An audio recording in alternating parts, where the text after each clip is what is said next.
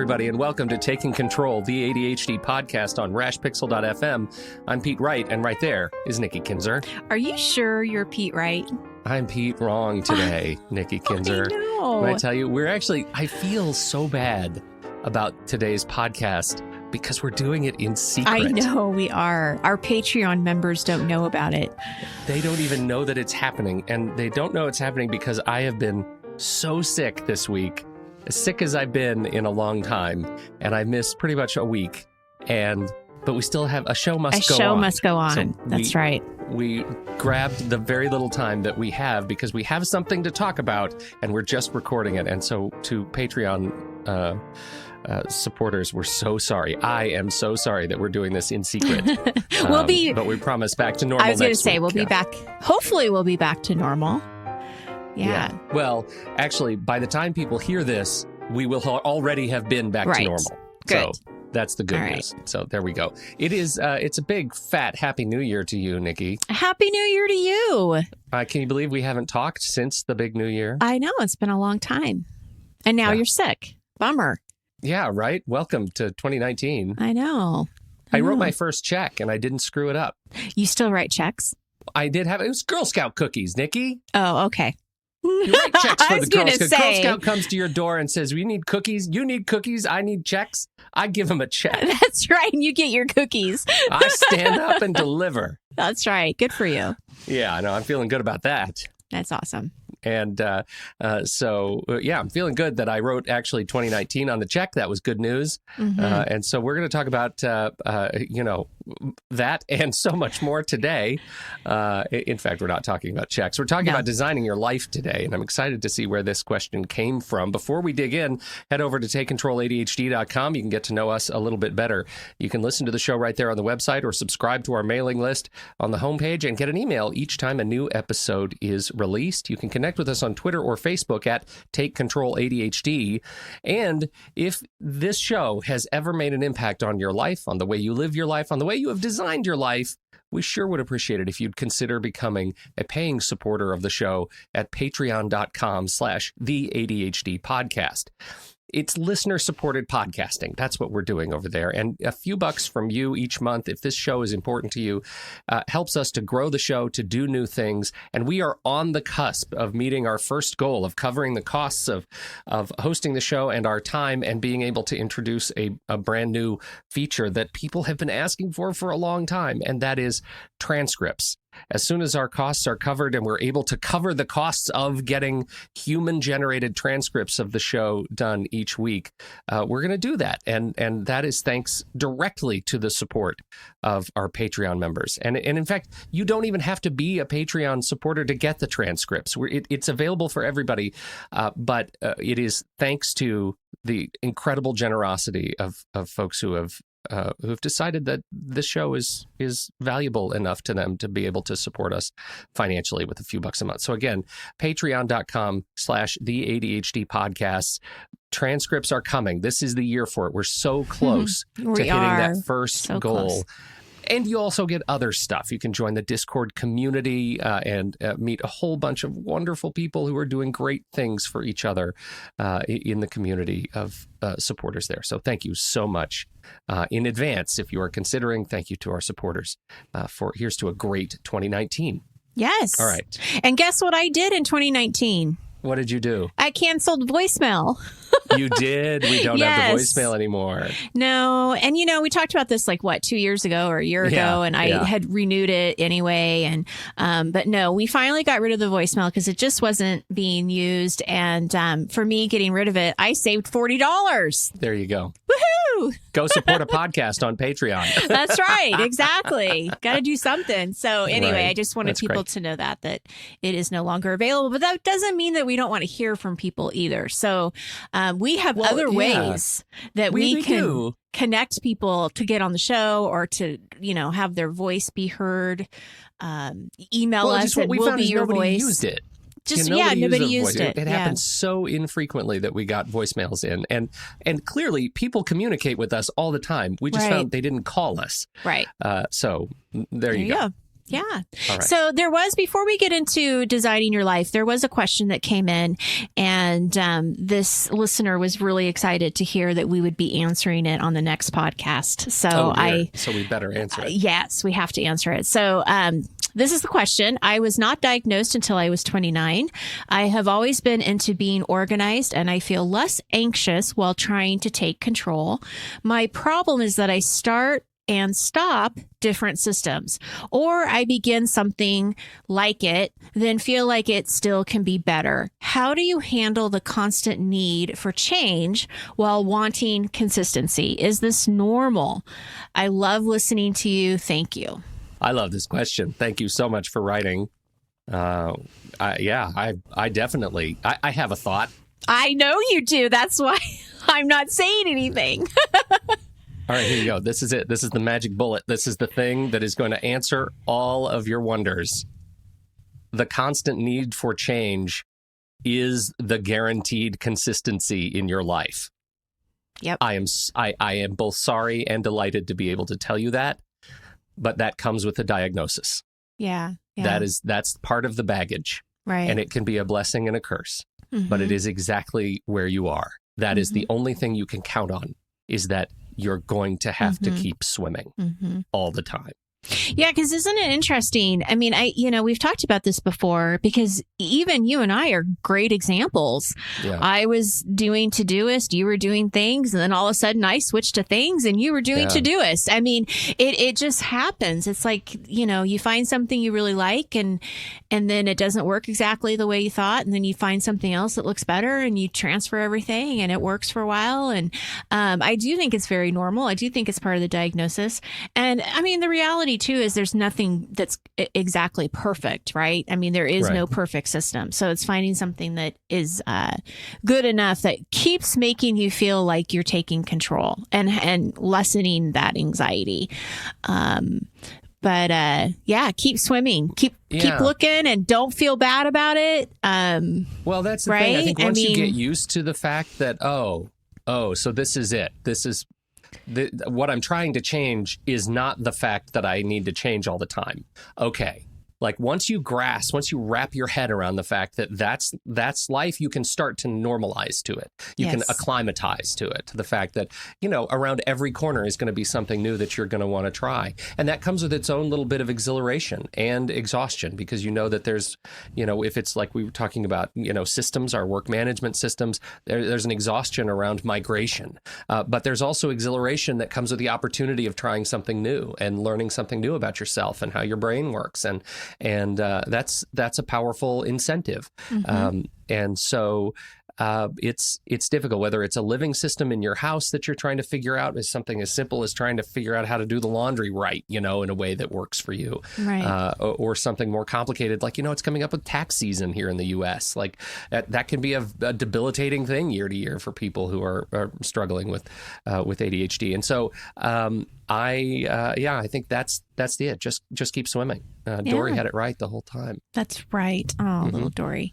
Okay, so that is the question. I hope that helps. Me too. Steer you the way you need to go. All right, so we're going to talk about something kind of like New Year's stuff. Well, but it's not. How did this come up? We're not talking about resolutions or yearly themes. We're talking about designing your life. Yes, but it kind of goes into the resolutions, but not in a traditional way that people think of it, right? Yeah. So designing your life, I don't know where this came from. It actually was a title I probably heard on somebody else's podcast, a blog post. I probably heard it in a commercial. I don't know where I heard it, but somehow designing it resonated. Your life around Tide Pods. Exactly, right? Like they're not for children. I don't know. Important safety tip. That's right. So, but it definitely resonated, because to me, this is empowering, right? I'm designing my life, and sometimes, and this is a lot of personal stuff I'm going to talk about today. So I hope people resonate with it. If not, you can listen to next week. I did a lot of reflection. And when I think about designing my life, I think, okay, I have the power to make choices and to make changes. And it's up to me, which is just very empowering. So I like that. But what has happened when I was doing this reflection is I have this bullet journal that I started last year around my health, right? And I looked at what my goals were and what my kind of wishes were last year at this time, and they're exactly the same as they are this year.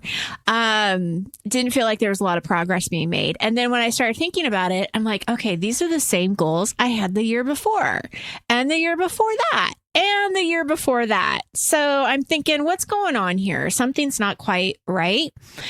And, I know I'm not alone. It's kind of like I know what I want to do, but I'm just not doing it. And so I'm thinking, okay, well, what would I say to somebody if they were experiencing this themselves? I would, well, how important are these goals really? Right. If you're not making time to do them, how important really are they?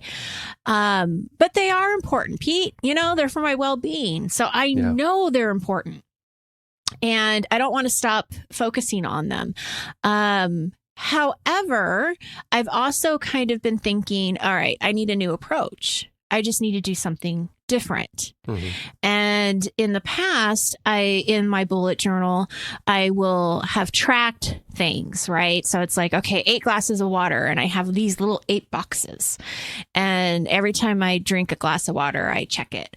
Well, what was happening is that I would maybe do half of that, but then the other half was all empty boxes. And that's really discouraging because all you're seeing is that I didn't make the goal. Right. And,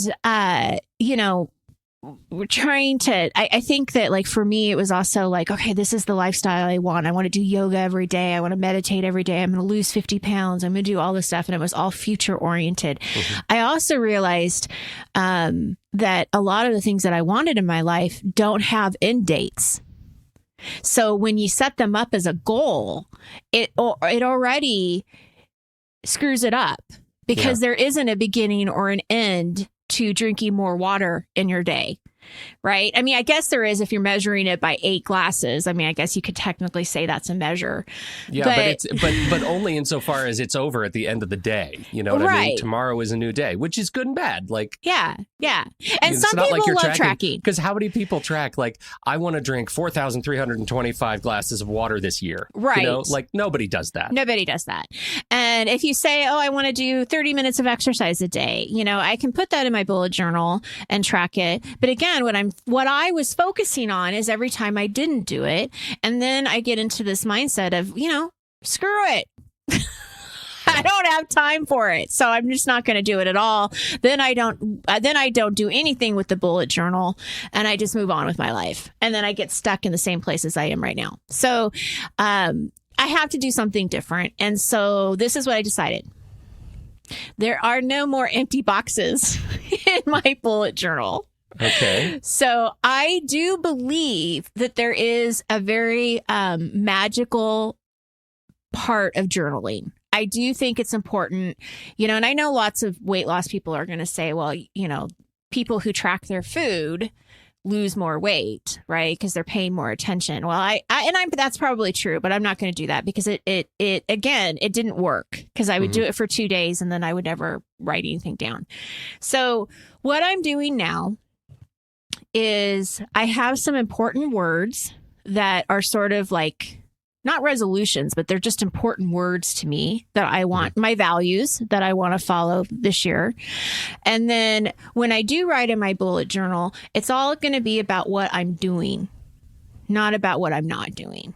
So I meditated today and you know what? This is what happened. This is, I felt a lot more at peace. I actually, felt even more connected to my clients than normal. Anything that it is, right? Yeah. So I'm going to focus. Here's the thing I accomplished and my experience with it. Yes, this is what I accomplished. This is how I feel about it. And, I think that the biggest thing is that next year I want to go back and read what I wrote. And I want to, instead of seeing somebody who is struggling or feeling bad about themselves, I want to see someone who's trying, someone who's had good days and bad days, but they don't let the bad days overwhelm her. Mm-hmm. And I want to see positive thoughts and moments of reflection where I can learn from myself, or learn more about myself and what's important to me. And then I want to see the progress and understand that it's not a beginning and end, but just to see the progress. Do you have a different set of goals that are goals that do have ends this year? Well, I don't in particular, because most of all of my goals are really more personal things, personal health, wellness things. Right. But I do know that a lot of people do. And because there are goals out there that are, a beginning and end. What's your question about that? Milestones, right? Yeah, milestones. Like milestones of accomplishment. Right. And I think that's an important thing, because that's where, I go with the empty boxes bit, because on one hand, I absolutely see where you're going and how it can be really just sad to look at the empty boxes in the bullet journal and see, well, here's another day I didn't meet my goal. Mm-hmm. And yet then I look at some of the things that are practical, pragmatic, like work projects, things that I want to, that have milestone deliveries, that are things I want to do. Nobody else is counting on me to do them. Right. Technically, they don't have an end date other than one that's arbitrary. But, they're things I need to do, finish, build, and schedule into my day. Such that, when I reach the end of the year, I'll be able to say, yeah, I got all 2,000 posts, migrated to the new website. I did a new design for my own website. A lot of value, right? Because you're looking at what you accomplished. Exactly, because I did it and scheduled the time and put the boxes on the page every single day. And so I think that's.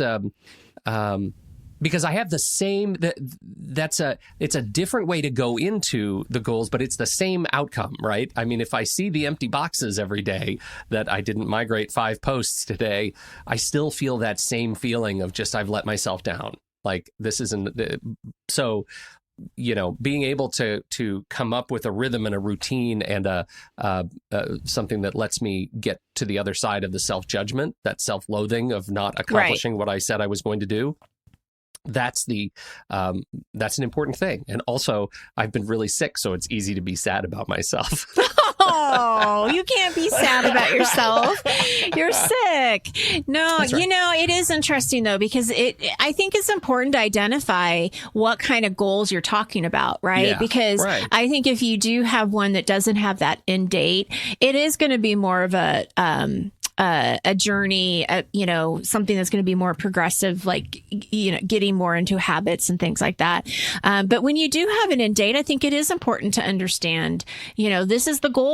This is the type of goal that I'm looking at. And so how do I approach it? And so everybody can approach it, whatever helps them. If the tracking helps, then do it. But I think that that's what you have to figure out, is how can I track this in a way that I'm not feeling bad about the days that I don't do what I think I'm going to do. Plus, I mean, the problem with this ADHD is that we always think that we can do more than we can. And so sometimes the goals or that what we want to get done in a day is so unrealistic. So I think you also have to kind of step back too and think about, what can you really get done? What's reasonable? And if you don't get there, not feeling bad, but again, looking at the progress that you've made. So I think a lot of it you can still kind of turn over. It's just that it's just a different end result. You know Seth Godin? Of course I do. Okay. I'm just making sure. Well, you're the one that told me about him. Oh, well, long time ago. My job is done. Yes. I'm going to steal his post that came across my feeds yesterday or today or something in my delirium. And he asked his post, he's a marketing guy, Seth Godin. And so, his questions sometimes nail the marketing angle. But what he said is, the title of the post was, do you have a marketing problem? Because it's really easy to know when you have a roofing problem, right? You need a roofer because you have a leak in your roof, right? You know when you have your drywall is soggy you have a plumbing problem. Right. You got a leaky pipe. You got to call a plumber. You have your insulation problem. Your windows are drafty. You call a builder, right? Those are the problems that you can easily assign, a solution. And sometimes, for me in my ADHD head, those signals get crossed. Mm-hmm. Right. Mm-hmm. And I have a problem or a challenge, or, we've been talking in the Discord server a lot about fitness and wellness. And sometimes, I can go year, 2 years. You've heard me on the show being very enthusiastic about, my own fitness and weight loss, issues, and then the chronic pain for 2 years dealing with my foot issues. Like those are things that I sometimes, those are challenges that I sometimes cross. Like, I have when I have a physical fitness problem, I don't always know whether to call, who to call on inside myself or external to myself, and sometimes end up calling a roofer. Does that make sense? Totally. Yeah. Yeah. And I think that is a persistent challenge. Yeah. And I'll speak just for me, but I know I'm thinking about others who are living with ADHD who I can call on as exemplars that share that, that being able to determine, what your challenge is, what you want to accomplish, and marshal the resources you need to accomplish it. Those things don't always line up. Right. And that can be very, very frustrating. And going back to the question that we opened with, the need to constantly change is the only way that you're going to figure out how to get those signals straight. And it may take a long time. It may take a long time to figure out that your roofing problem requires a roofer and your physical fitness problem requires a coach and your whatever. Like those, it may take a long time, but eventually you'll get there. I love that. That's Seth Godin. Amazing. What else do we have? All right. So this is what I want to wrap in, or this is how I kind of want to wrap this together. Or does that make sense? Wrap it together. Sure. I'm going to circle back. I'm going to wrap it. I'm going to circle back to this whole starting something different. Put a pin in it? Is there anything you're going to put a pin in? No. Are you going to park it? We're going to put it in the parking lot. I'm going to circle it. And then circle around. Yeah. Okay, so anyway, going back to what I was going to say. I'm a huge Today Show fan. Love the Today Show. You do? I do. I watch it every morning when I get ready. When I get ready for work, I always watch it. Although anyway. Okay, so this is what Carson Daly and Carson Daly, yes, from MTV Days. Oh, yeah, TRL. Yeah. He's a grown man now in his mid-40s. Yes. But this is... Shut your mouth, Nikki Kinzer. I'm not that old. Well, we're as old as he is, so... But no, this is what I want to say. And I really loved what he said, because he was talking about resolutions on the show. And this is what he said. So, pretend like I'm Carson. Or maybe you should read it because you're a man. You go ahead and read it. Yeah. I can't. There is no good Carson Daly impression. So maybe I'll just read it like me. Okay. I think bigger than just the weight, the food, all that stuff is every day. We all struggle with that. We all do the best we can. My new thing is compartmentalizing. As a parent, we get stuck in the calendar. We're always looking forward on our calendar to find the moment of happiness, of relief from life. My thing is just 24 hours. Now I wake up and I'm like, thank you, God. I got a new day, a fresh day. How can I be the best husband, the best father, the best coworker, the best fellow citizen? I've got today. I've got this right now in this moment. And then I'm going to add to that, because then I was on Facebook the other day and this quote popped up, right? And I believe in the universe, right? I believe that signs come to me when they need to. And so this quote comes up and says, don't think about what can happen in a month or a year. Focus on the 24 hours in front of you and do what you can to get closer to where you want to be. And this is it for me. This is it. So it's not only just focusing on what I'm doing, but it's just focusing on today. What can I do today to make it a good day? What can I do today to get closer to my goals? And it doesn't mean that I necessarily am going to be exercising 30 minutes a day, but maybe I did go for a walk with my dog. I mean, I don't know what it looks like yet, but this was really, this stood out to me as being very important. You know, it's what we can do right now. I love it. And I also love that this ties so well into the brilliant, you'll remember Monica, the fantastic, Monica, Nikki. She's your assistant. Yes. And she's was on the show late last year. Yes. She's brilliant and kind. She had this great idea that I think ties in perfectly to this. Yes, she did. So she put on our Facebook page. She wanted to know from our readers or the people that are on Facebook, what was their focus for the new year?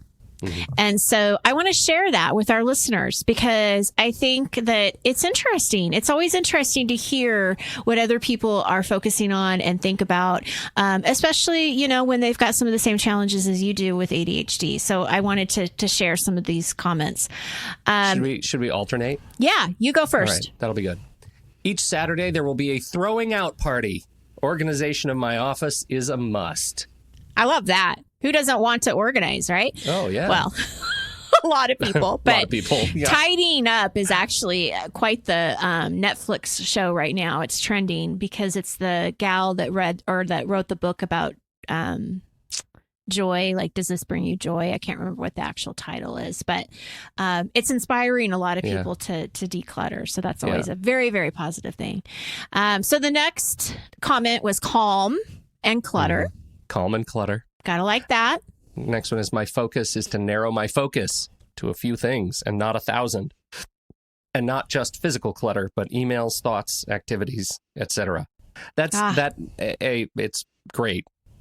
It also makes me laugh because of Karate Kid.